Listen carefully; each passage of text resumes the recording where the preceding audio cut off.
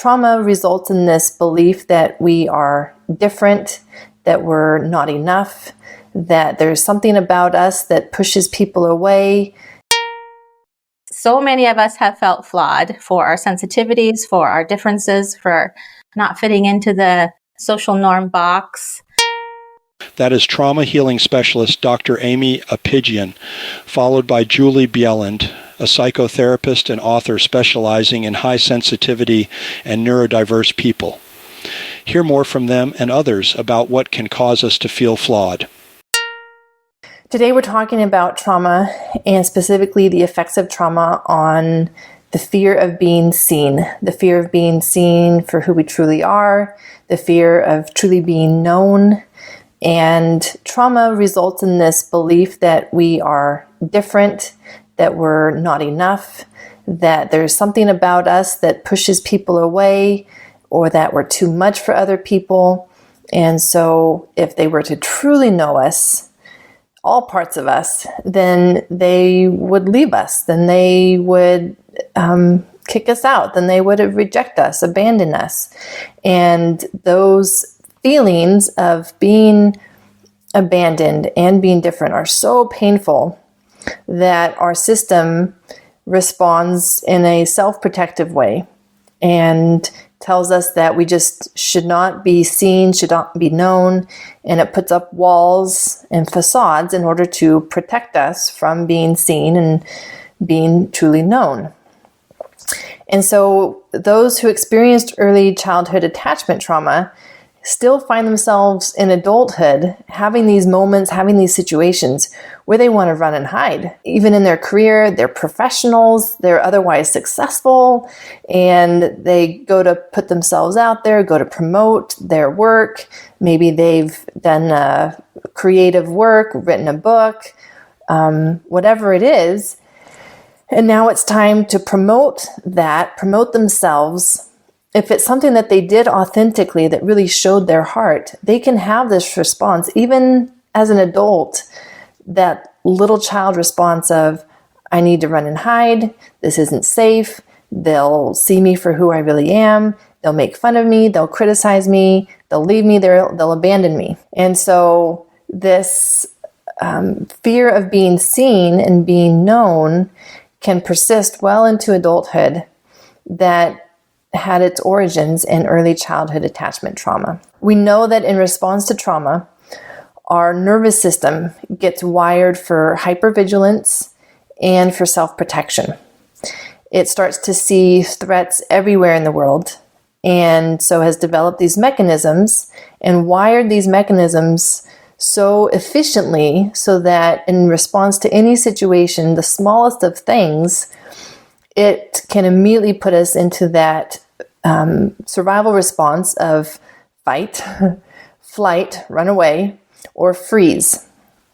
And a lot of the fear of being seen can result in the flight response, where we just run away and hide.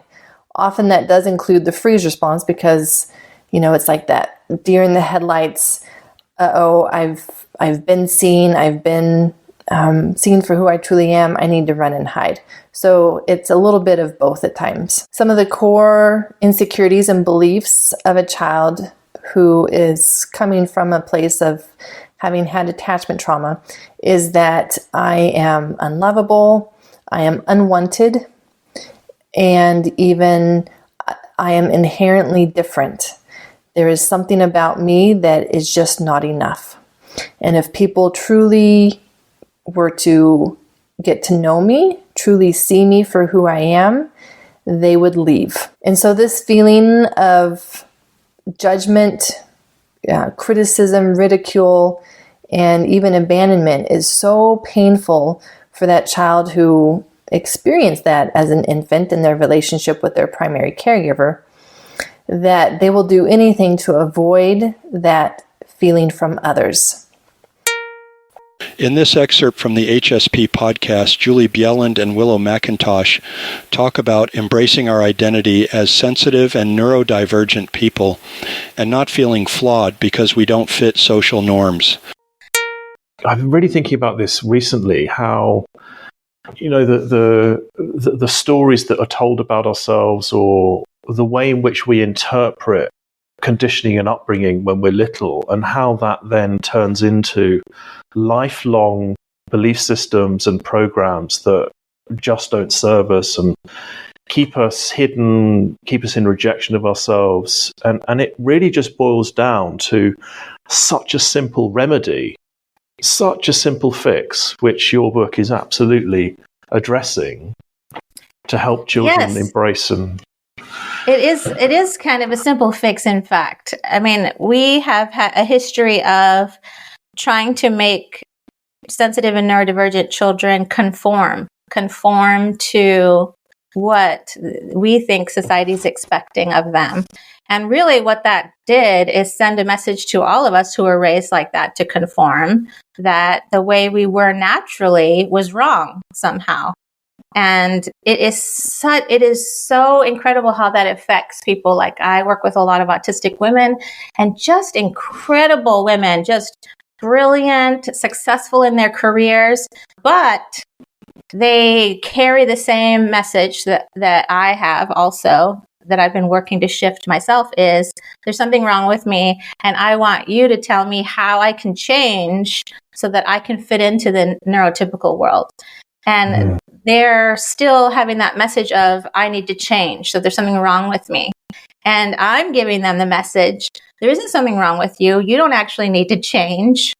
That we instead need to educate about some of our different ways of communicating, some of our different types of needs, and embracing the fact, just like we do in neurodiversity, like we're talking about the fish and how amazing it is to have all these different kinds of beautiful fish, how much we accept that in the natural world. Dr. Kathleen King talks about chronic pain and feeling flawed. So the tools, they're not an answer to your symptoms. They're a means to help you get your adult main personality back online, expressing your true nature. So please stop using your tools to fix your symptoms. It doesn't work in the long run. And remember that a lot of you are deeply stuck in this loop. That loop is that you've got a problem. You need to fix it to be okay, to be safe, to be loved, to be worthy. And like I said, your identity is driving this based on the sense of being broken in some way. And your psyche is trying to resolve that sense of inherent flaw by finding something to fix. If you understand the research on the psychology of chronic pain, or it clearly indicates this fix-it loop strategy is a strategy of the psyche to determine if you're okay or not okay. Like pain, for example, is often an unconscious indicator of, I think something's wrong with me. And by giving your allegiance to that voice that's trying to get you to fix it, you're reinforcing the belief that, yes, this pain means there's something wrong with me and I need to fix it.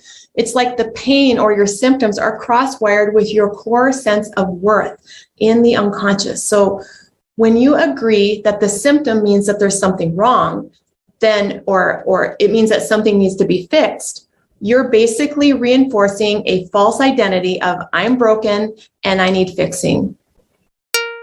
Dr. Holtz of Creative Minds Psychotherapy comments about judgments and perfectionism interfering with our creativity and emotional health.